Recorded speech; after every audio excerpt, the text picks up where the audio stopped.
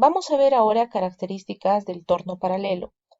Para el campo de aplicación de un torno son determinantes las siguientes características. Primero, la distancia entre centros. Segundo, el volteo de la máquina. El volteo se refiere al diámetro máximo que puede ser montado en el plato o entre puntas. El diámetro máximo entonces corresponde al volteo. El rango de la frecuencia de giro. La potencia de la máquina. El rango de avance. Todas estas características también corresponden a sus parámetros de mecanizado. Si observamos la siguiente figura, deberíamos determinar el volteo mínimo y la distancia mínima entre centros. El volteo corresponderá a 300 milímetros y la distancia entre centros a 600 milímetros. Para una sujeción segura y estable de la herramienta de tornear, existen diferentes medios de sujeción. El contrapunto y el portacuchilla son los elementos más importantes en el momento de realizar una sujeción de cuchilla y el centrado de la misma. Veamos los diferentes tipos de portacuchilla.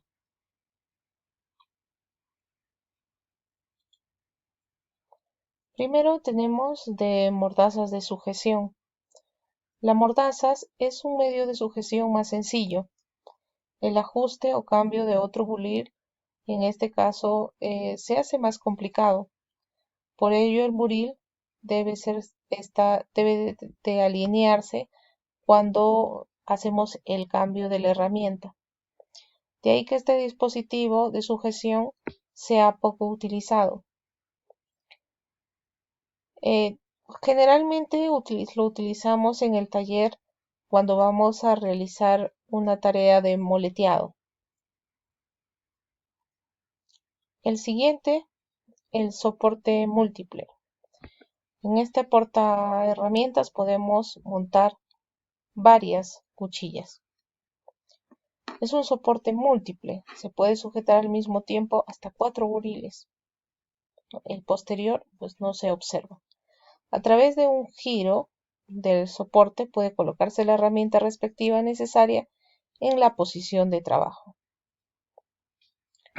Este porte de herramientas es un tanto inseguro ya que está muy cerca al momento del ajuste y desajuste los filos de estas herramientas. Y finalmente tenemos el que nosotros usamos, el de soporte de cambio rápido. En este, los soportes de cambio rápido se componen de un mecanismo de sujeción rápida y un portaburiles desmontable. Para las distintas formas de vástago de los buriles existen también diferentes portaburiles. Las herramientas ya ajustadas en el correspondiente soporte pueden cambiarse según opción y sujetarse en diferentes posiciones angulares respecto a la pieza a maquinar. En este sistema es más frecuente usado en los tornos universales. Ajuste de buriles. Para garantizar el maquinado óptimo, se debe alinear el buril exactamente en la posición del eje de rotación. La posición de la punta de centro ubicada en el contracambesal coincide con el eje de rotación, con la altura de los centros. De ahí que sea muy apropiada para ajustar el buril a la altura de los centros. Al realizar un ajuste exacto del buril a la altura de los centros, el ángulo de incidencia y el ángulo de viruta quedan en proporción óptima con respecto a la pieza. Esta posición es muy importante en el momento de arranque de viruta. Si el vértice de corte se encuentra por abajo de la altura de centros, entonces el ángulo de incidencia es más grande y el ángulo de viruta viene siendo más pequeño. Aquí está. Como consecuencia, el filo se atora y se producen superficies irregulares y con un mayor desgaste. Además, en el torneado frontal o refrentado, queda el material sobre la cara frontal de la pieza.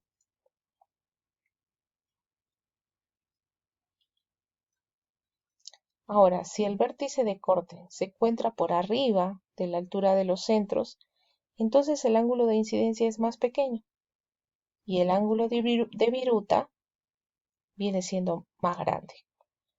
¿Qué trae como consecuencia? El filo se presiona y se desgasta mucho más rápido.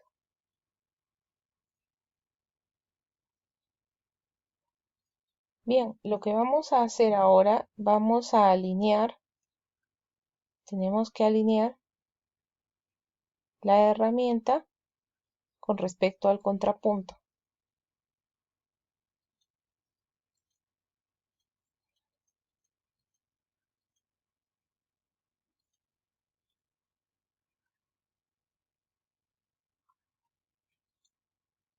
Bien, entonces el filo del buril corresponde al mismo centro del contrapunto. Veamos un consejo práctico. Una longitud de sujeción muy grande del buril propicia la vibración del elemento de corte. Esto conduce a una superficie con mal acabado. De ahí que el buril deba ser lo más corto posible al sujetarse. Como observamos, la longitud de sujeción debe ser máximo de 1.5 veces la altura del vástago.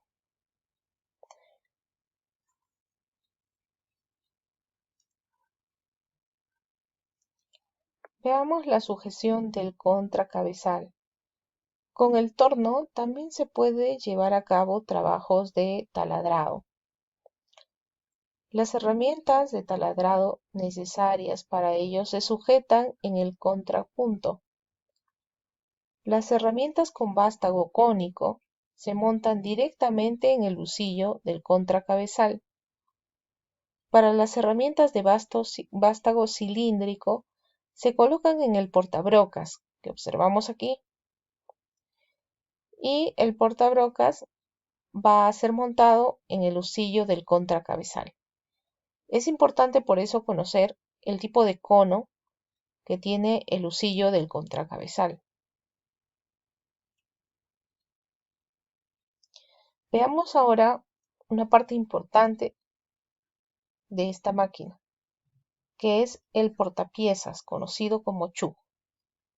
Para el torneado debe sujetarse las piezas de forma muy segura. Para eso el medio de sujeción más usado es este chuck. El chuck de 3 mordazas son los apropiados para la fijación de piezas redondas o hexagonales, como lo que vemos en la figura. En el chuck de 4 mordazas, 1, 2, 3 y 4, se sujetan igualmente piezas redondas y también pueden ser piezas cuadradas. Existen diferentes formas de mordazas, de apriete externas e internas. Aquí observamos también por aquí. Bien, lo que vamos a hacer es vamos a ubicar de acuerdo a su utilidad.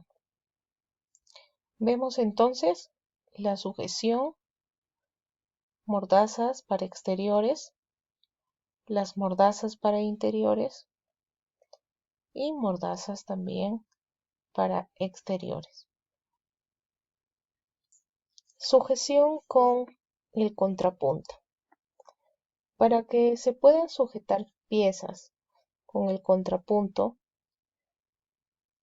esta pieza primero debe de tener un punto centro en una cara frontal y en el lado opuesto se tornea un escalón para que ahí descanse las mordazas.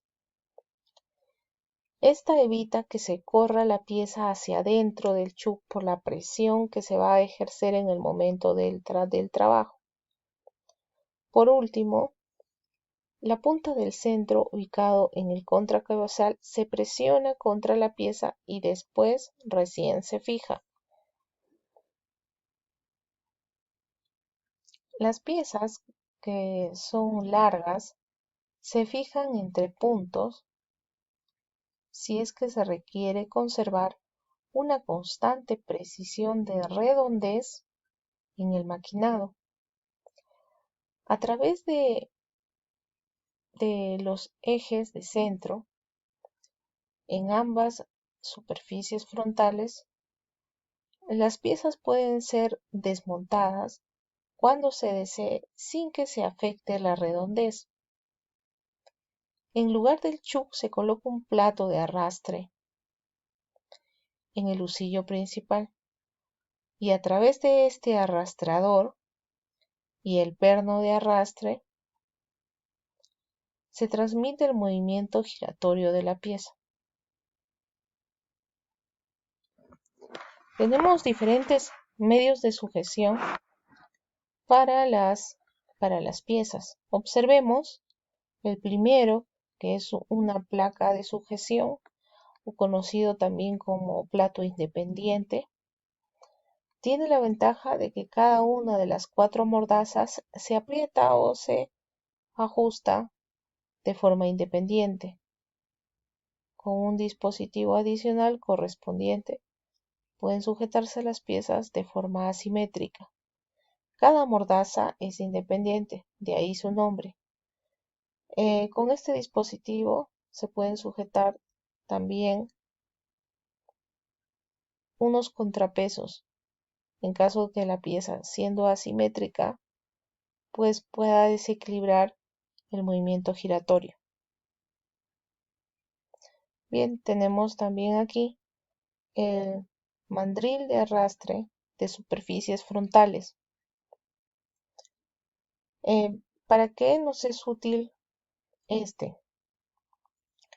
Sujeta las piezas, hace presión con los dientes sobre una superficie frontal. Sin embargo, de esta forma solo pueden transmitirse momentos de giro proporcionalmente pequeños. El siguiente son las boquillas de apriete. Las boquillas de apriete se utilizan en el maquinado de materiales en barras. Tienen una alta precisión de redondez, además de que permiten sujetar piezas ya maquinadas sin dañar la superficie. Existen boquillas de apriete en juegos que normalmente tienen diámetros de 3 milímetros a 40 milímetros, con intervalos escalonados de medio milímetro. Son ideales para piezas que ya tienen un acabado predeterminado. Siguiente, y los más utilizados son las lunetas. Veamos aquí una luneta fija. Esta luneta permite el maquinado de caras frontales en piezas muy largas, y estas se montan sobre la bancada. Veamos acá la luneta montada sobre la bancada. Y finalmente tenemos la luneta de movimiento simultáneo. Estas se montan sobre los carros, portaherramientas, y tienen la función de dar un soporte